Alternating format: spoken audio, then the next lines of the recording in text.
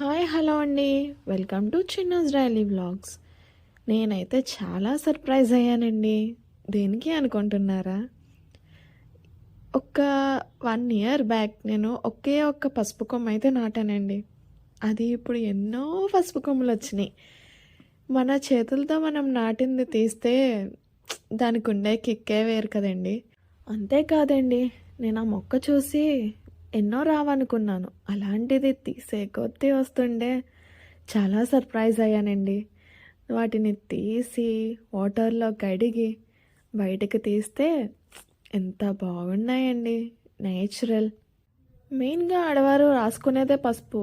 బయట కొనుక్కునే వాటితో స్కిన్ ఇన్ఫెక్షన్స్ వచ్చి అవి వచ్చి ఇవి వచ్చి చాలా అంటే చాలా సఫర్ అవుతున్నారు కదా. ఒక్కసారి ఇలా నాటి చూడండి, మనకి ఎంతో న్యాచురల్గా ఉంటుంది. చూడండి ఎంత కలర్ఫుల్గా ఉందో.